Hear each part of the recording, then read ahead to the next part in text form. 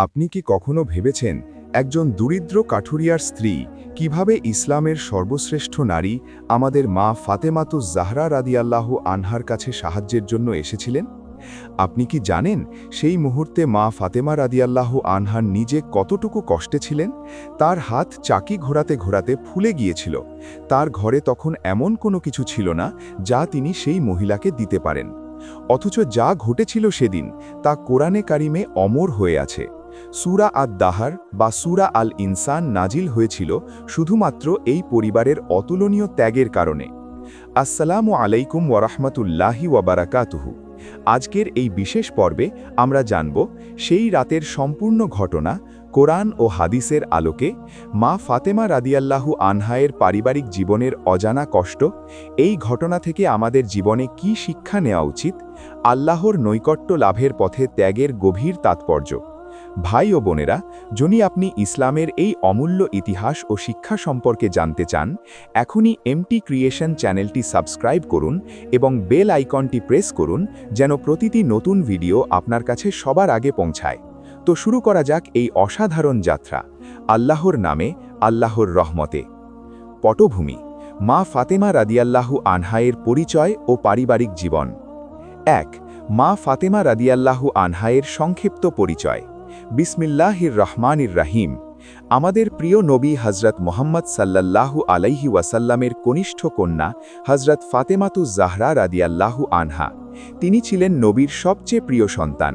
হাদিসে বর্ণিত আছে, ফাতিমাতু বাদাতুন মিন্নি ফামান আগদাবাহা আগদাবানি। অনুবাদ: ফাতেমা আমার দেহের একটি অংশ, যে তাকে কষ্ট দিল সে যেন আমাকেই কষ্ট দিল। সহিহ বুখারী 3714, সহিহ মুসলিম 2449। মা ফাতেমা রাদিয়াল্লাহু আনহা জন্মগ্রহণ করেন নবুয়তের পূর্বে মক্কায়। তার মা ছিলেন উম্মুল মুমিনিন হযরত খাদিজা রাদিয়াল্লাহু আনহা। তিনি ছিলেন অত্যন্ত ইবাদতগুজার, সহনশীল এবং নবীর সুযোগ্য উত্তরসূরি। ২. বিয়ের পর জীবন, সংসারের কষ্ট। হযরত ফাতেমা রাদিয়াল্লাহু আনহায়ের বিয়ে হয় হযরত আলী ইবনে আবি তালিব রাদিয়াল্লাহু আনহুর সাথে। তখন হযরত আলী রাদিয়াল্লাহু আনহু ছিলেন অত্যন্ত দরিদ্র। তাদের সংসার ছিল অভাব অনটনে ভরা। হাদিসে আছে, একদিন হযরত আলী রাদিয়াল্লাহু আনহু বললেন, আলা উখবিরুকা বিশাইইন খায়রিম মিম্মা সাআলতি। অনুবাদ: আমি কি তোমাকে যা চেয়েছ তার চেয়ে উত্তম কিছুর সংবাদ দেব না? সহিহ বুখারী। মা ফাতেমা রাদিয়াল্লাহু আনহার জীবন ছিল সরলতা ও তাওয়াক্কুলের এক জীবন্ত উদাহরণ। তিনি নিজে পানি বহন করতেন, চাকি ঘোরাতেন, যা করতে গিয়ে তার হাতে ক্ষত সৃষ্টি হয়েছিল। ২.৩. হযরত আলী রাদিয়াল্লাহু আনহুয়ের অভাবী সংসার। হযরত আলী রাদিয়াল্লাহু আনহু ছিলেন যোদ্ধা, আলেম ও অসাধারণ চরিত্রের মানুষ, কিন্তু দুনিয়াবী সম্পদ তার কাছে ছিল অত্যন্ত কম। তাদের ঘরে প্রায়ই খাবার থাকত না। মা ফাতেমা নিজের হাতে কাজ করতেন। হাদিসে বর্ণিত, কানাত ফাতিমাতু তাতহানু হাত্তা মাজালাত ইয়াদাহা। অনুবাদ: ফাতেমা রাদিয়াল্লাহু আনহা এত চাকি ঘোরাতেন যে তার উভয় হাতে ক্ষত হয়ে যেত। মুসনাদ আহমদ, সহিহ বুখারী। কাঠুরিয়ার স্ত্রীর আগমন। মূল ঘটনা ২০ থেকে ৫০ মিনিট। ১. কাঠুরিয়ার স্ত্রী, কে ছিলেন তিনি? মদিনার একটি গরিব পরিবার। স্বামী কাঠুরিয়া প্রতিদিন জঙ্গল থেকে কাঠ সংগ্রহ করে বিক্রি করেন। সংসারে অভাব অনটন লেগেই থাকে। এই মহিলা একদিন শুনলেন নবী মুহাম্মদ সাল্লাল্লাহু আলাইহি ওয়াসাল্লামের কন্যা ফাতিমা রাদিয়াল্লাহু আনহা সাহায্য করতে পারেন। আর তাই তিনি ছুটে এলেন একটি ক্ষীণ আশা নিয়ে মা ফাতেমা রাদিয়াল্লাহু আনহার দরজায়। ২. মা ফাতেমা রাদিয়াল্লাহু আনহার দরজায় আগমন। সেই দিনের কথা কল্পনা করুন। মদিনার এক সকালে কাঠুরিয়ার স্ত্রী তার শিশুকে কোলে নিয়ে মা ফাতেমা রাদিয়াল্লাহু আনহার দরজায় এসে দাঁড়ালেন। তিনি বললেন, হে নবী কন্যা, আমার স্বামী অনেক দিন ধরে অসুস্থ, আমাদের ঘরে কোনো খাবার নেই, আমার সন্তানরা ক্ষুধার্ত, আমি আপনার কাছে সাহায্য চাইতে এসেছি। মা ফাতেমা রাদিয়াল্লাহু আনহা কি উত্তর দিলেন? তিনি বললেন, ওয়ালাইকুমুসসালাম আমার বোন, আসুন ভেতরে আসুন। কিন্তু ভেতরে কি ছিল? মা ফাতেমা রাদিয়াল্লাহু আনহার নিজের ঘরেই তখন কোনো খাবার ছিল না। তার শিশু হাসান রাদিয়াল্লাহু আনহু ও হুসাইন রাদিয়াল্লাহু আনহু নিজেরাও ক্ষুধার্ত ছিলেন। ৩. পরিস্থিতির ভয়াবহতা, মা ফাতেমার ঘরের অবস্থা। এই মুহূর্তটি বোঝার জন্য একটু গভীরে যাই। হাদিস থেকে জানা যায় নবীর পরিবারও অনেক সময় অভাবে দিন কাটাতেন। আল্লাহর রাসূল সাল্লাল্লাহু আলাইহি ওয়াসাল্লাম বলেছেন, মা শাবিয়া আলা মুহাম্মাদিন মিন তোয়ামিন সালাসাতা আইয়ামিন হাত্তা কুবিদ। অনুবাদ, মুহাম্মাদের পরিবার তার মৃত্যুর আগ পর্যন্ত কখনো একটানা 3 দিন পেট ভরে খাবার খাননি। সহিহ বুখারী। অথচ এই অভাবী মানুষেরাই ছিলেন পৃথিবীর সর্বশ্রেষ্ঠ মানুষ। তাদের দারিদ্র্য ছিল আল্লাহর পথে স্বেচ্ছায় গ্রহণ করা ভালোবাসার বলিদান। 4. হাসান ও হুসাইনের অসুস্থতা, ঐতিহাসিক প্রেক্ষাপট। তফসিরের কিতাবগুলোতে বর্ণিত আছে, একবার হজরত হাসান রাদিয়াল্লাহু আনহু ও হুসাইন রাদিয়াল্লাহু আনহু অসুস্থ হয়ে পড়েন। তাদের আরোগ্যের জন্য হজরত আলী রাদিয়াল্লাহু আনহু ও মা ফাতেমা রাদিয়াল্লাহু আনহা মানত করলেন 3 দিন রোজা রাখবেন। এই মানতই হল সূরা আদ-দাহর বা ইনসানের নাজিলের কারণ। ইবনে আব্বাস রাদিয়াল্লাহু আনহু ও অন্যান্য সাহাবীদের বর্ণনা অনুসারে এই 3 দিনের রোজার এই ঘটনাতেই কাঠুরিয়ার স্ত্রীর প্রসঙ্গ আসে। 5. প্রথম দিন ইফতারে মিসকিনকে দান। প্রথম দিন সন্ধ্যায় ইফতারের সময় হজরত আলী রাদিয়াল্লাহু আনহু কোথাও থেকে সামান্য জব বা গম সংগ্রহ করলেন। মা ফাতেমা সেটা দিয়ে রুটি তৈরি করলেন। ঠিক সেই মুহূর্তে দরজায় একজন মিসকিন এলেন, গরিব মানুষ। তিনি বললেন, হে নবীর পরিবার, আমি অনেক ক্ষুধার্ত, আল্লাহর ওয়াস্তে কিছু দিন। তারপর যা ঘটল তা মানব ইতিহাসের সবচেয়ে মহৎ মুহূর্তগুলোর একটি। হজরত আলী রাদিয়াল্লাহু আনহু, মা ফাতেমা রাদিয়াল্লাহু আনহা, হাসান রাদিয়াল্লাহু আনহু ও হুসাইন রাদিয়াল্লাহু আনহু সকলেই তাদের ইফতারের পুরো রুটি সেই মিসকিনকে দিয়ে দিলেন। নিজেরা সারা রাত শুধু পানি পান করে রইলেন। ওয়ায়ুতাইমুনা আত-তাআমা আলা হুব্বিহি মিসকিনাও ওয়া ইয়াতীমাও ওয়া আসীরা। অনুবাদ, তারা তার প্রেমে মিসকিন, ইয়াতীম ও বন্দীকে খাদ্য প্রদান করে। সূরা আদ-দাহর বা ইনসান। 2. দ্বিতীয় দিন ইয়াতীমকে দান। দ্বিতীয় দিন সারা রাত ক্ষুধা সহ্য করার পর আবার সকাল থেকে রোজা, সন্ধ্যায় আবার সামান্য খাদার। এবার দরজায় একজন অনাথ শিশু এলো, কাঁদতে কাঁদতে। তার চোখে ক্ষুধার কান্না। মা ফাতেমা মুহূর্তের জন্যেও দ্বিধা করেননি। সেদিনের ইফতারের খাবারও সেই অনাথ শিশুকে দিয়ে দিলেন। আল্লাহ সুবহানাহু ওয়া তাআলা বলেন, ইন্নামা নুতাইমুকুম লিওয়াজহিল্লাহ লা নুরিদু মিনকুম জাযাআও ওয়ালা শুকুরা। অনুবাদ, আমরা তোমাদের খাওয়াই শুধুমাত্র আল্লাহর সন্তুষ্টির জন্য, আমরা তোমাদের কাছে কোনো প্রতিদান বা কৃতজ্ঞতা চাই না। সূরা আদ-দাহর বা ইনসান। 3. তৃতীয় দিন বন্দীকে দান। 3 দিন ধরে ক্ষুধার্ত এই পরিবার, শিশুরা ক্লান্ত ও অবসাদগ্রস্ত, কিন্তু ঈমান ও আল্লাহর উপর ভরসা অটল। তৃতীয় ইফতারে এলেন একজন যুদ্ধবন্দী বা আসির, আর এই পরিবার একইভাবে তৃতীয় রাতেও নিজেদের ইফতার দিয়ে দিলেন। 3 রাত শুধু পানি, 3 দিন রোজা, 3 বার ত্যাগ, মিসকিন, ইয়াতীম ও আসিরের জন্য। 8.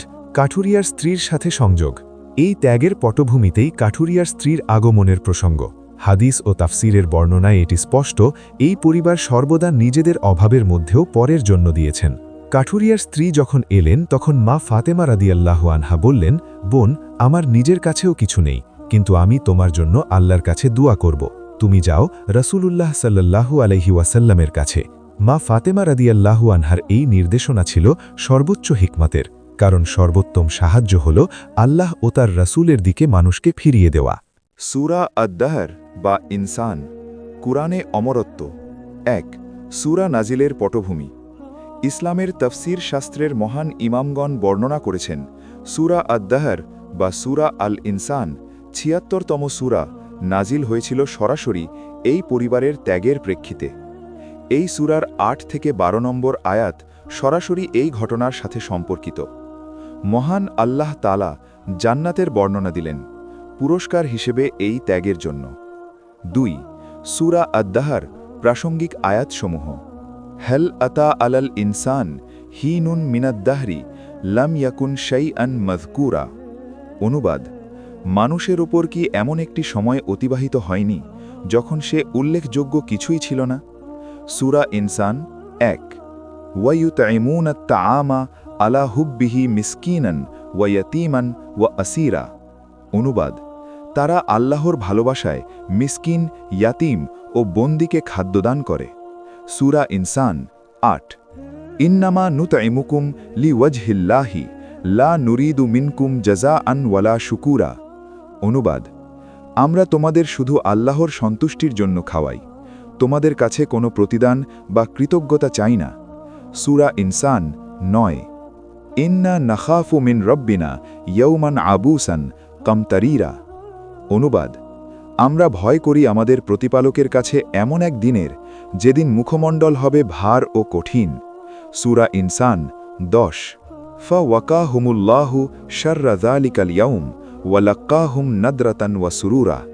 অনুবাদ, তখন আল্লাহ তাদের সেই দিনের অনিষ্ট থেকে রক্ষা করবেন এবং তাদের দান করবেন সতেজতা ও আনন্দ। সূরা ইনসান 11 ওয়া জাযাহুম বিমা সাবারু জান্নাতান ওয়া হারিরা। অনুবাদ, এবং তাদের সবরের প্রতিদানে তাদের দেবেন জান্নাত ও রেশমি পোশাক। সূরা ইনসান 12:3। এই আয়াতের তাৎপর্য। সুবহানাল্লাহ। ভাই ও বোনেরা, একটু ভাবুন, এই পরিবার মাত্র কয়েকটি রুটি দান করেছিলেন, কিন্তু আল্লাহ তাদের এই দানকে এতটাই মূল্যবান মনে করলেন যে সরাসরি কুরআনে তার উল্লেখ করলেন। আর সেই প্রতিদান কি? জান্নাত ও রেশমি পোশাক। এটাই ইখলাস, একনিষ্ঠতার শক্তি। তারা বললেন না, আমরা দান করছি তাই আমাদের প্রশংসা করো।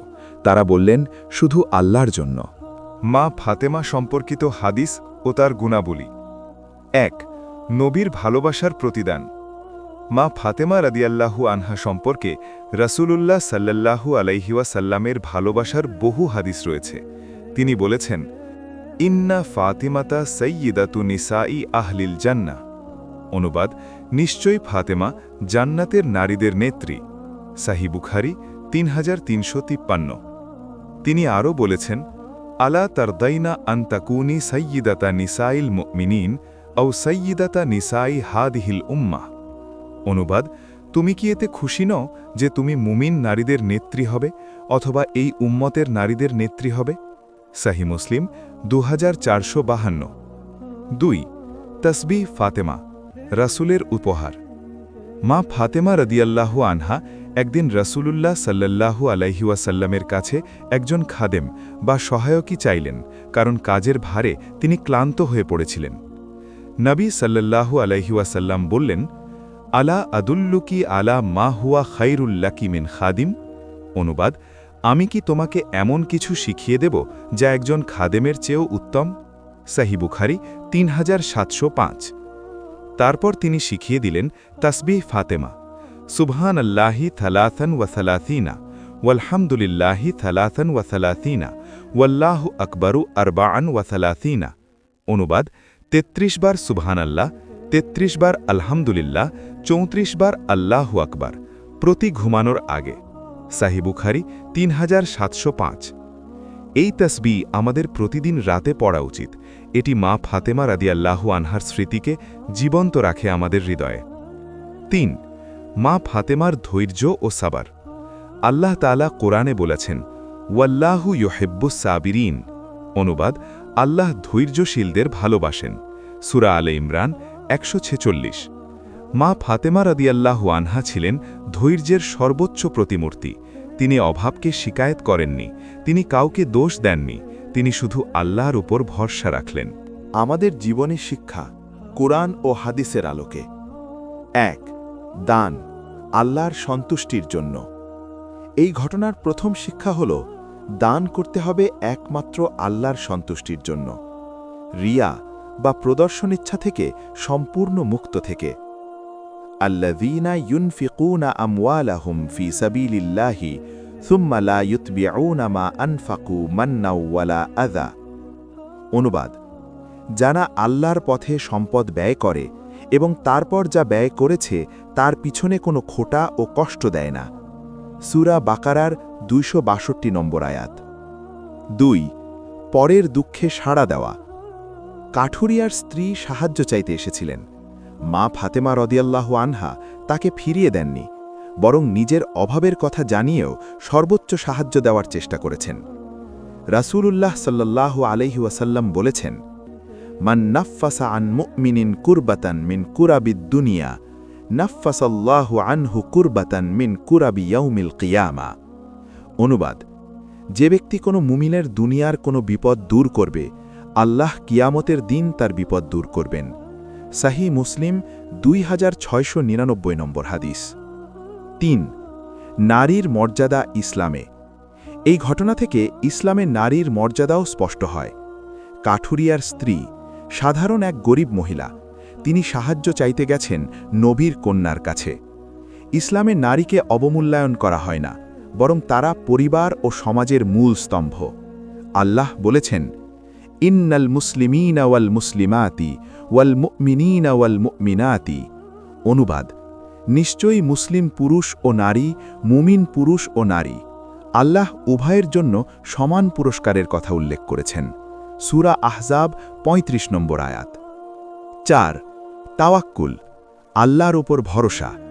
মা ফাতেমা রদিয়াল্লাহু আনহা এবং হজরত আলী রদিয়াল্লাহু আনহু তারা অভাবে থেকেও আল্লাহর উপর ভরসা হারাননি।